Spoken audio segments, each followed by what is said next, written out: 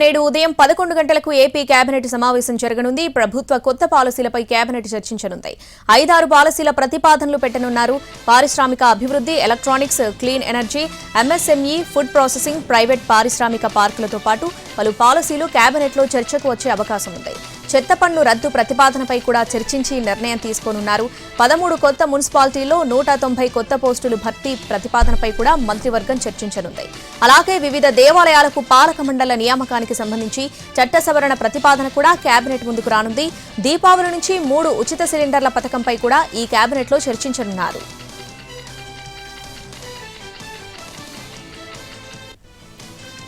ఏపీలో ప్రభుత్వ వైన్ షాపులకు తెరపడింది. వాటి నుంచి కొత్త మద్యం పాలసీతో పాటు కొత్త షాపుల షట్టర్లు పైకిలేస్తున్నాయి.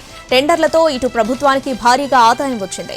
5 ఏళ్లుగా ప్రభుత్వం నడుపుతున్న మద్యం దుకాణాలకు నిన్నటితో రుణం తీరిపోయింది. ఏపీలో కూటమి ప్రభుత్వం ఆధ్వర్యంలో కొత్త మద్యం పాలసీ నేటి నుంచి అమల్లోకి వచ్చింది.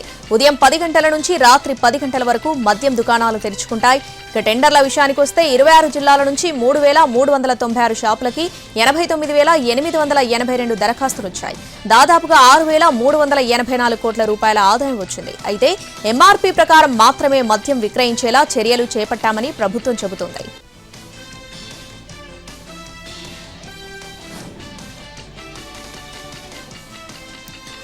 వికారాబాద్ జిల్లా దామగుండం ఫారెస్ట్ లో దేశంలోని అతిపెద్ద వెరీలో ఫ్రీక్వెన్సీ VLF నేవీ రాడర్ కేంద్రానికి శంకుస్థాపన జరిగింది. కేంద్ర రక్షణ శాఖ మంత్రి రాజ్నాథ్ సింగ్, సీఎం రేవంత్ రెడ్డి ఈ కార్యక్రమానికి హాజరయ్యారు. VLF స్టేషన్ నిర్మాణం కోసం అటవీ శాఖకు చెందిన 2,900 ఎకరాలను విశాఖ కేంద్రంగా పనిచేస్తున్న ఈస్టర్న్ నావల్ కమాండ్ కు 6 నెలల క్రితమే అప్పగించింది తెలంగాణ ప్రభుత్వం. దామగుండంలో నేవీ రాడార్ స్టేషన్తో పాటు టౌన్షిప్ నిర్మాణం కానుంది. ఇందులో పాఠశాలలు, ఆసుపత్రి, బ్యాంక్, మార్కెట్ వంటి సదుపాయాలుంటాయి. ఈ టౌన్షిప్ లో 2,500 నుంచి 3,000 మంది నివసించే అవకాశం ఉంటుంది. దామగుండం రిజర్వ్ ఫారెస్ట్ చుట్టూ 27 కిలోమీటర్ల మేర రోడ్డును నిర్మించబోతున్నారు. 2027 లోపు VLF కేంద్రాన్ని పూర్తి చేయాలని లక్ష్యంగా పెట్టుకున్నారు.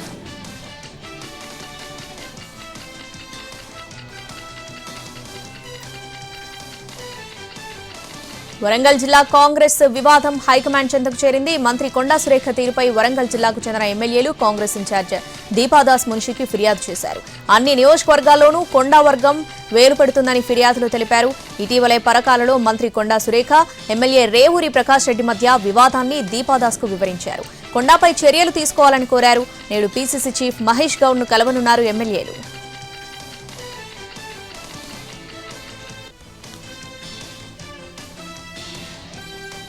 గాంధీ భవన్లో మెదక్, ఆదిలాబాద్ జిల్లాల నేతలతో TPCC సమీక్ష సమావేశం జరిగింది.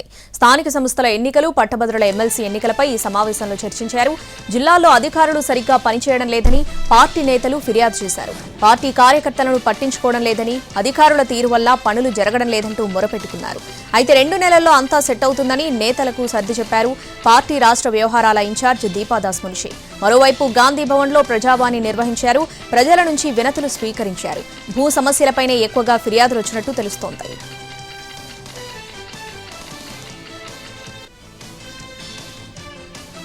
మంత్రి పదవి ఎవరికి ఇవ్వాలి అనేది సీఎం రేవంత్ రెడ్డి పార్టీ అధిష్టానం పరిధిలోనిదన్నారు ఎమ్మెల్యే ప్రేమ్ సాగర్ రావు. జిల్లాలో సీనియర్ గా మంత్రి పదవి కావాలని కోరుతున్నట్లు తెలిపారు. ఉమ్మడి ఆదిలాబాద్ జిల్లాలో ఎవరికి పదవిస్తే పార్టీ బలోపేతం అవుతుందనేది పార్టీ నిర్ణయిస్తుందన్నారు. పనిచేసే వారికి తప్పకుండా గుర్తింపు వస్తుందని, మహేష్ గౌడ్ కు కూడా PCC పదవి అలాగే వచ్చిందని చెప్పారు. బీఆర్ఎస్ తనపై 27 కేసులు పెట్టిందని, ఇవి తప్ప మరెలాంటి కేసులు లేవన్నారాయన.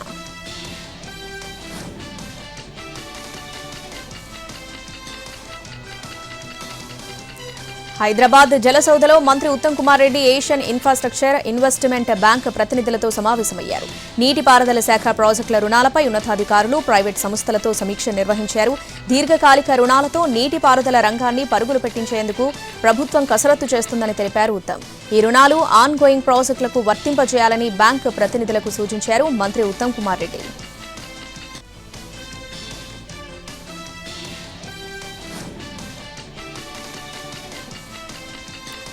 ఎంపీ కె లక్ష్మణ్ కు కీలక బాధ్యతలు అప్పగించింది బీజేపీ. బీజేపీ కేంద్ర సంస్థాగత ఎన్నికల నిర్వహణ రిటర్నింగ్ అధికారిగా లక్ష్మణ్ ను నియమించింది. కో రిటర్నింగ్ అధికారులుగా నరేష్ బన్సల్, రేఖా వర్మ, సంబిత్ పాత్రను నియమించింది. కె లక్ష్మణ్ ఇప్పటికే BJP OBC Morcha all India president గా ఉన్నారు. BJP central election committee parliamentary board member గా కొనసాగుతున్నారు. ఇప్పుడు బీజేపీ కేంద్ర సంస్థాగత ఎన్నికల నిర్వహణ రిటర్నింగ్ అధికారిగాను లక్ష్మణ్ బాధ్యతలు నిర్వర్తించనున్నారు.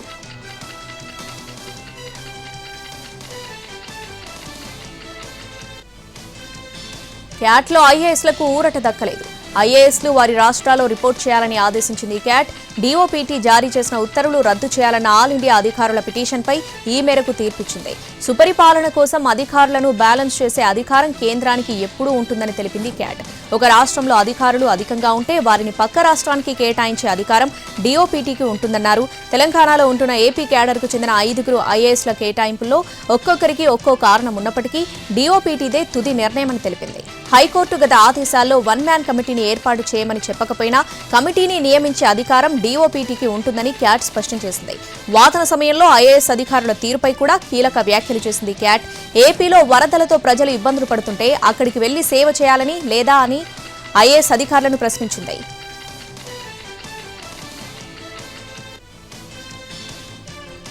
ముంచుకొస్తున్న తుఫాన్ ప్రభావంతో ఆంధ్రప్రదేశ్కు భారీ నుంచి అతి భారీ వర్ష హెచ్చరిక చేసింది భారత వాతావరణ కేంద్రం. 2-3 రోజుల పాటు భారీ వర్షాలు కురుస్తాయంటూ రెడ్ అలర్ట్ జారీ చేయడంతో సర్కార్ అప్రమత్తమైంది.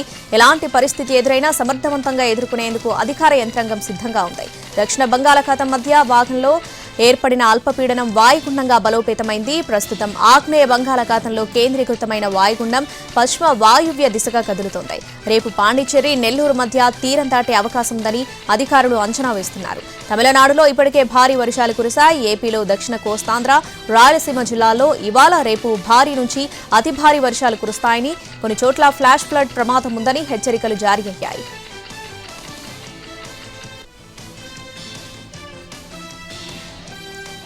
విజయవాడ ఐసీఐసీఐ బ్యాంకులో సిఐడి విచారణ ముగిసింది.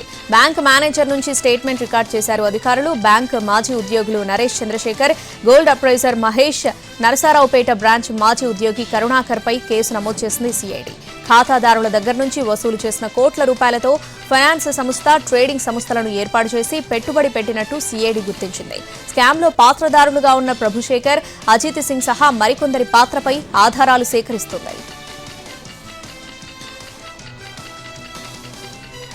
హైదరాబాద్ సూరారానికి చెందిన 7 ఏళ్ల చిన్నారి హత్య కేసులో సంచలన విషయాలు వెలుగు చూశాయి. కుటుంబం మొత్తాన్ని హత్య చేసేందుకు నిందితుడు తిరుపతి స్కెచ్ వేసినట్టు పోలీసుల విచారణలో వెల్లడైంది. పాప తల్లిపై మనసుపడ్డ నిందితుడు తిరుపతి ముందు ఆమె 2 పిల్లలను, తర్వాత భర్తను కూడా హత్య చేయాలని ప్లాన్ చేశాడు. చిన్నారిని హత్య చేసి ముళ్ల పొదల్లో పడేస్తే ఎవరూ గుర్తించలేరని భావించాడని పోలీసులు చెబుతున్నారు. పాప డెడ్ బాడీని గుర్తించేలోపు మరో పాపను కూడా హత్య చేసేందుకు కూడా ప్లాన్ చేశాడని చెప్పారు పోలీసులు. ఈ నెల 12న చిన్నారిని కిడ్నాప్ చేశాడు తిరుపతి. మేడ్చల్లోని అటవీ ప్రాంతానికి తీసుకెళ్లి అఘాయిత్యం చేశాడు. ఆ తర్వాత పాపను చంపి గోనె సంచిలో చుట్టి పాడేశాడు. పాప మృతదేహాన్ని గుర్తించిన పోలీసులు నిందితుని అదుపులోకి తీసుకున్నారు. పాపను హత్య చేసినట్టు విచారణలో అంగీకరించాడు తిరుపతి.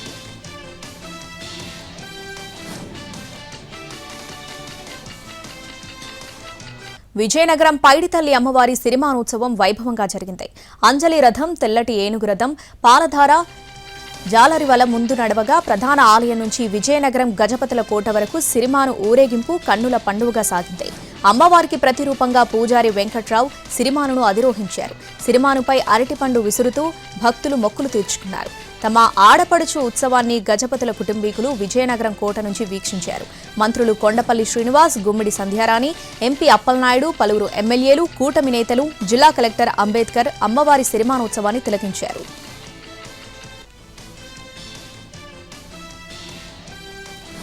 హైదరాబాద్లో 30,000 కోసం వ్యక్తిని కిడ్నాప్ చేసిన కేసును పోలీసులు ఛేదించారు. కిడ్నాప్నకు పాల్పడిన 6గురిని అరెస్ట్ చేశారు. ఫలక్నుమాలో 2 రోజుల క్రితం అలీ అనే వ్యక్తిని 30,000 కోసం ఎత్తుకెళ్లారు దుండగులు. గుల్బర్గాకు తీసుకెళ్లి ఇష్టం వచ్చినట్లు చితకబాదారు.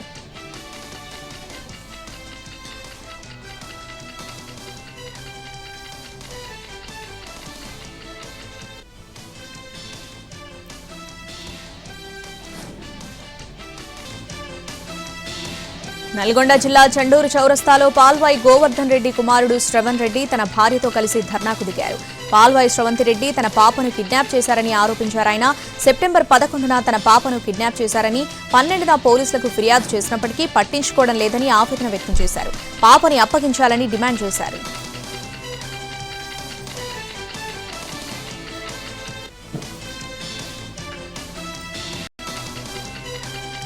మహారాష్ట్ర జార్ఖండ్ ఎన్నికల షెడ్యూల్ను ఈసీ ప్రకటించింది. మహారాష్ట్రలో ఒకే విడతలో ఎన్నికలు జరగనున్నాయి. అక్టోబర్ 22న నోటిఫికేషన్ విడుదల చేయనుంది ఈసీ. నామినేషన్ దాఖలుకు చివరి తేదీని అక్టోబర్ 29గా నిర్ణయించారు. అక్టోబర్ 30న స్క్రూటినీ ఉంటుంది. నవంబర్ 4న నామినేషన్ల ఉపసంహరణకు చివరి తేదీగా నిర్ణయించింది. నవంబర్ 20న పోలింగ్ జరుగుతుంది. నవంబర్ 23న కౌంటింగ్ నిర్వహిస్తామని ఈసీ ప్రకటించింది. జార్ఖండ్లో 2 విడతల్లో ఎన్నికలు జరుగుతాయి. నవంబర్ 13, నవంబర్ 20 తేదీల్లో పోలింగ్ నిర్వహిస్తారు. జార్ఖండ్లో నవంబర్ 23న ఫలితాలు వెలువడతాయి.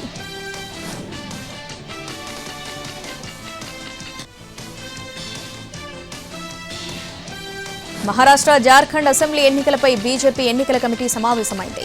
కేంద్ర మంత్రులు అమిత్ షా, నడ్డా సహా 2 రాష్ట్రాల నేతలు సమావేశంలో పాల్గొన్నారు.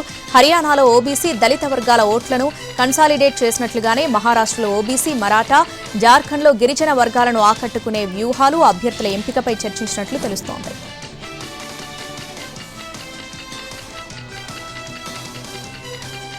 వయనాడ్ లోక్సభ స్థానం నుంచి ప్రియాంక గాంధీ పోటీ చేయనున్నారు. ఆమెను ఎన్నికల బరిలో దించుతున్నట్లు కాంగ్రెస్ పార్టీ అధికారికంగా ప్రకటించింది.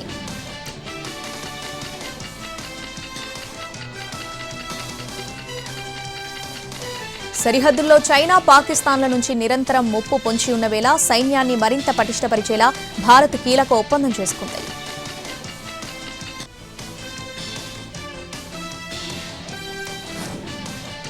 ట్రాఫిక్ రద్దీ, వాతావరణ కాలుష్యం లేకుండా తక్కువ ఎత్తులో పర్యావరణ రహిత ప్రయాణ సేవలు అందించేందుకు బెంగళూరు కెంపెగౌడ ఇంటర్నేషనల్ ఎయిర్పోర్ట్ సిద్ధమైంది.